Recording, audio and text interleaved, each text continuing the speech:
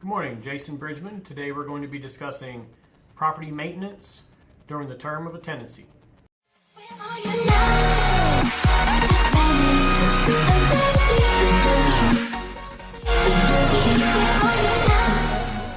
Hey everybody, Pete Candelario here, Good morning, Jason Bridgeman. and we want to welcome you to episode number 4 of our Bridgeman Properties video podcast.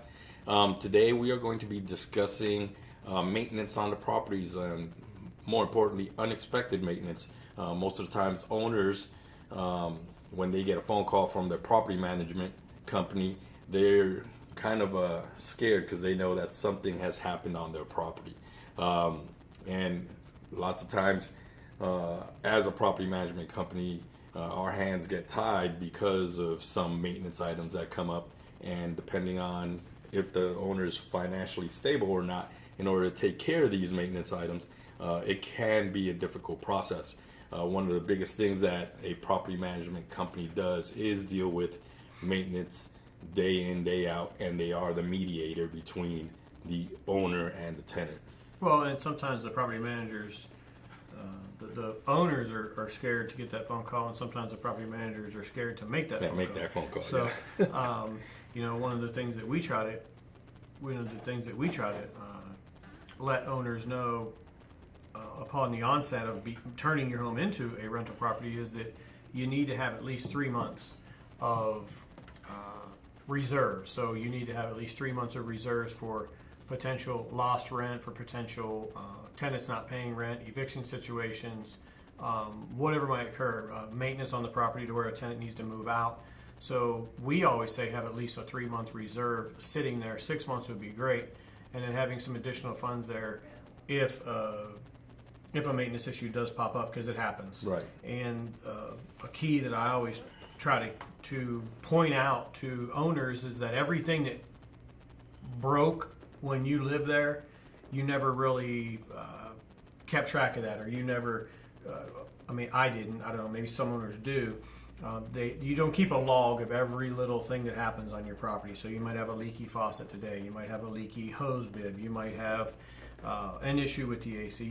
Whatever can break or whatever can go wrong on a property, you don't keep track of those things while you're living in the property. Yeah, it's like some maintenance items when you're living in the property you can probably live with, right? Because like myself, I have a stove that has one burner that hasn't been working. It hasn't been working for over a year and a half. I've replaced the wires in there once and it burnt out again, and I said, whatever, I'll just leave it, and I continue using the stove with just those 3 burners. But once you have a tenant in there and they start putting in maintenance requests, they kind of expect the things to get done as quickly as possible. Well, the bad misconception is that the lease says the property is rented as is. So that is a contractual obligation that says the property is leased as is. But what is a reasonable expectation is the way that I've seen most JP judges look at it, is what is a reasonable expectation of the condition of the property, of the parameters of the lease. So, and the key to all this is a happy tenant typically means you have a happy tenancy, you have a happy lease, you have a happy... They stay longer. Statistics show that if a tenant's happy and a tenant their expectations are met, then they typically would stay in your property longer, which at the end of the day gives you a greater return on your investment.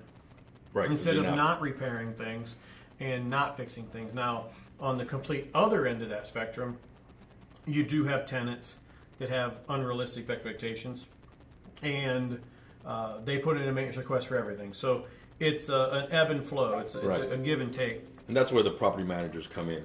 Right. And they get those maintenance requests in, and they evaluate those maintenance requests. Like, obviously, through the Texas Property Code, whatever maintenance requests we get in, we actually have to research it and figure out if it's something that the owner needs to take care of, or we need to take care of for the owner, or whatever.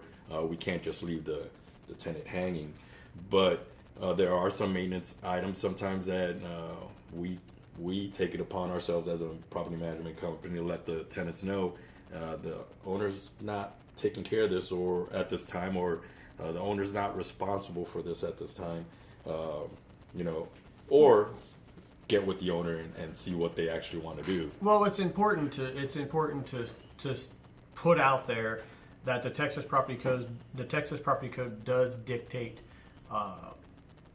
the umbrella of maintenance requests, and they say that those items have to be addressed within 7 days. They don't have to be fixed within 7 days, but they have to be addressed. There has to be a game plan. There has to be a timeline. Right. They do also state that if it's a safety or a health hazard, that it needs to be addressed, and it needs to be addressed in an expeditious fashion. Things like it's HVAC units during the summer. It's over, it's over 90 to 100 degrees. Right. You have elderly folks in the home. You have babies or infants in the property. Water heaters. That don't produce. Don't produce hot water over 120 degrees or something, right. Or up to 120 degrees. Yes. So the thing that we always have to go back to and reference is, one, the lease, but yes, two, the Texas Property Code, and what does the Texas Property Code dictate, and how is that matter handled? Sometimes there is a misunderstanding with owners that have a home warranty, and the belief that we can just let the home warranty take care of that whenever it gets taken care of. Yeah, that's the biggest problem we have when it comes to home warranties. When in fact, a court system and the Texas Property Code is going to look at that item and say, Texas Property Code says you have sewage backed up into the shower. That sewage needs to be addressed immediately. We can't wait for the home warranty. Right. It's 102 degrees out. You have no AC. It's 32 degrees out. You have no heat. Those types of things disallow us waiting for a home warranty for 2 weeks. I mean, we've had air conditioning systems in the summer that have been out for 2 weeks, 3 weeks, going into a month because we're waiting on the home warranty vendor to go take care of those items, and they just don't take care of it. So we've done some things to rectify that. We've I think we have 8 or 10, maybe 12 now window units, right. To where if ACs go out with home warranty companies, we will go out and install some window units to keep the tenants comfortable and keep them happy in the property. So I guess to kind of start to wrap up what we're trying to talk about, because we've been kind of all over the map a little bit, but what we're trying to say is anything that broke or could break or did break while you lived in the property is going to continue to break and happen while you have a tenant in the property. Right. And we just want to shed some light on that and say, look, tenants, for the most part, we don't see tenants that are just maliciously breaking things. No. They're not going out in the yard and breaking off sprinkler heads. They're not going in and poking holes in your coil. Now, not saying that has never happened in society, but for the most part, tenants are not breaking things. Things break. Things are normal wear and tear. Doorknobs have fallen off at my house. Yeah. Just different things do happen while a tenant is living in a property. It just is magnified because you're actually looking at that now as an investment, and you're looking at that now as potentially money out of your pocket. If you don't Right. want to be a landlord anyways. And I guess that's the biggest hurdle for some property owners, like when we first started discussing on our first podcast about was the first or second podcast, but we were discussing about owners that were pretty much thrown into being a landlord now, right? Yep. Those individuals, even though we advise them to have those 3 months of reserves, they may not have those 3 months of reserves, and they're trying to pay their mortgage. They're trying to get the reserve. They're trying to get the reserve. Yeah, or pay their mortgage with Yes. the rent coming in, right? And if they don't get the full rent, they're not going to be able to pay their mortgage, and then some maintenance problem happens, and they're kind of stuck. So they get very frustrated, and we hear it as a property management company, or the property managers themselves. I think it's important to know that we understand those situations because we own our own properties. Mm-hmm. We understand those situations because we were both military, and I had rental properties when I was military. And if that tenant didn't pay rent, I wouldn't pay my mortgage. So Right, exactly. then that was going to affect my credit. So the important thing to understand in this whole process is that's why we're here. We're here as property managers. We understand that process. We understand that the money coming in or the money not coming in could make a difference in you having the ability to pay your mortgage. It could make a difference in mortgage not getting paid, it affecting your credit. But know that we're here to help advise you, to help keep you out of legal trouble within the Texas Property Code and within the court system. That's why we're here. That's why folks hire us. And we're going to do everything within our ability to rectify the situation, but also rectify the situation the most efficient, effective, and get it done within a quality time and quality product. So we'd love to help anybody out that has issues with the maintenance, or anybody that has questions on maintenance, things that you have to do, things that you can't do. But we'd love to talk about it, and we'll expand upon this in future podcasts. I'm glad you brought that up, because as the property managers, once they get those maintenance requests in, they're actually reviewing those maintenance requests, and when they send those vendors out and they get the estimates or whatever, property managers are the ones that are pretty much can tell is the repair due to normal wear and tear, or is it a repair or a maintenance item that's just due to negligence on the tenant. And if it's negligence, obviously it's going to be charged back to the tenant. If it's normal wear and tear, which 9 times out of 10 is going to be normal wear and tear, it is going to be an owner charge.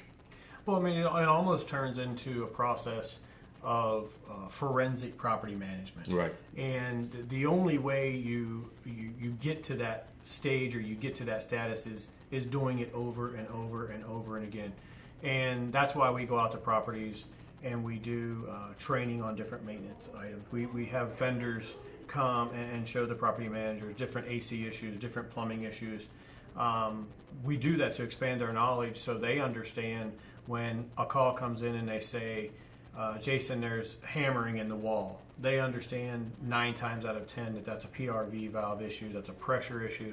So that's what we've done to try to take and expand the property manager's knowledge base, so as those maintenance requests come in, they can decipher and they can disseminate those out to the appropriate vendor to make sure that we are getting the work done by the right person, and getting it done for the fairest value, or right, the fairest amount of money.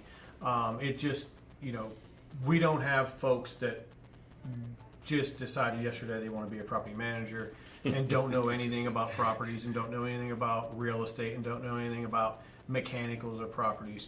So that is their number one job, and probably one of the thing that takes up the most of their time is when a maintenance request comes in, looking at it, diagnosing that.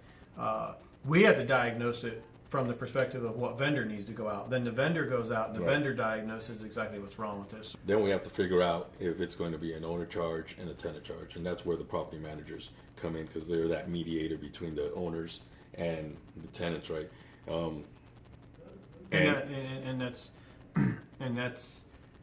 That's why most people hire us, right? Is to have that go between, to have that mediator. Right, exactly. So, and then of course the property manager is making phone calls, right, to the tenants or to the owners, and sometimes making those phone calls to the owners.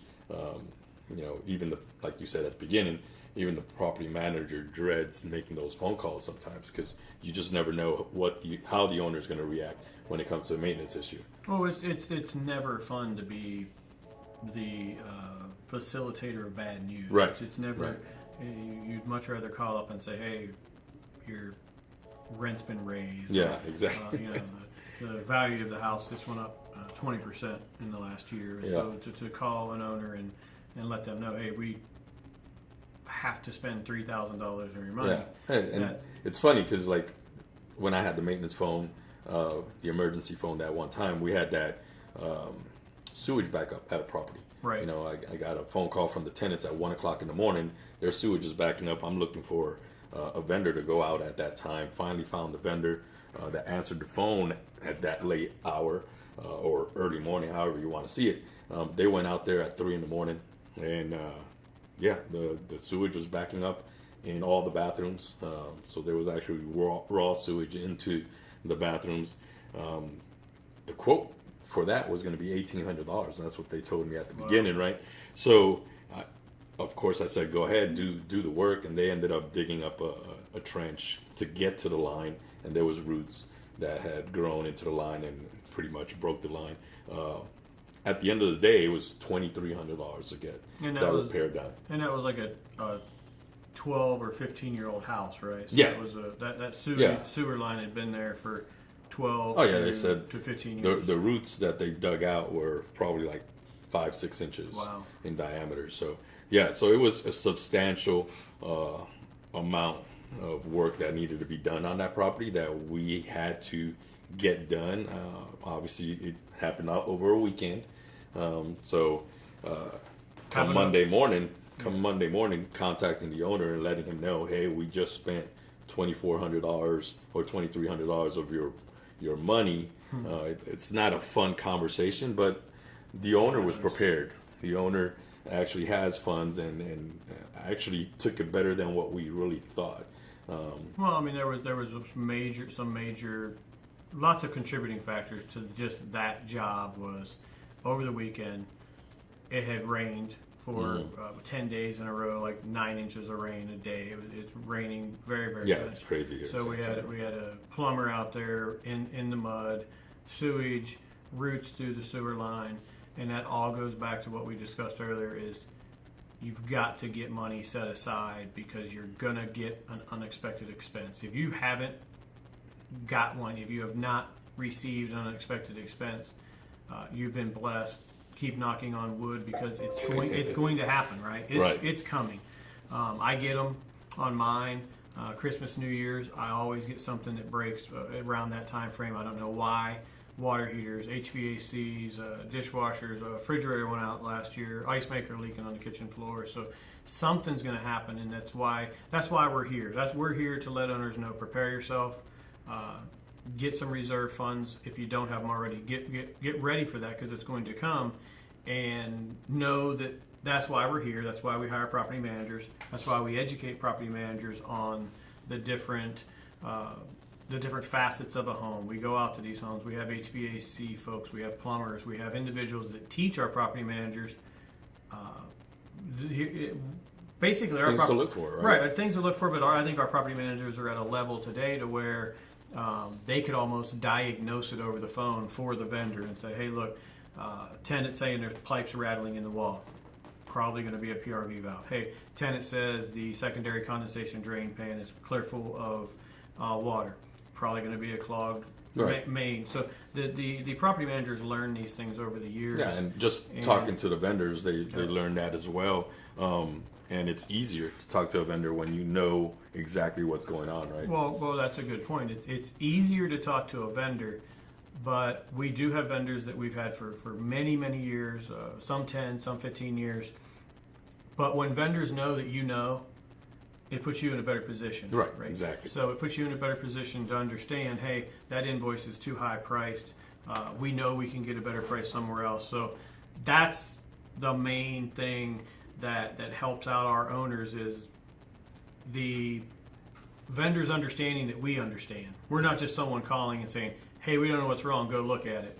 And then we get an astronomical bill that really irritates an owner. So the position that we're in is we're here protecting the owner's investment, not only from a tenant standpoint, but also from a vendor standpoint, making sure they're treated right by the vendors, making sure the vendors are respecting our owners and our owners' portfolio. So the key to hiring a property manager is not only, hey, you're just going to manage my property and collect my rent. It's you know the ins and outs of the property management industry and the property management arena. You know the industry inside and out, and that's where the real value comes in when you hire a property manager. And having those relationships with the vendors. Having the vendor relationship. So we are actually going to have a vendor come into our podcast next week. Mm-hmm. It's going to be our HVAC vendor. He's going to be sitting in, and we're going to be asking him some questions about things that tenants should be doing or owners should be doing, like servicing their units twice a year kind of thing, getting them ready. So I think that's going to be pretty cool just to get information. Information right from an AC vendor. So that would be cool. Well, we're going to end this podcast. Remember, check us out on YouTube. Comment below. Let us know what you think, what we should do. Either give us a thumbs up or thumbs down. Check us out on Instagram and follow us, and check us out on Facebook and like us. Just look out for our information or content that we're trying to put out. We're not just putting out videos. We're trying to put out some other either motivational stuff on some listings and things of that nature. So just look out for us, all right? Other than that, I hope you have a great week. We will talk to you next week, next Friday. Any parting thoughts? No, it's cold out. It's in the 60s, so we should have, hopefully, other than your house, we shouldn't have any AC requests over the weekend because it's today was 59 degrees this morning. So yeah, it feels really good this morning. Everybody have a good weekend. All right, take care now. Bye.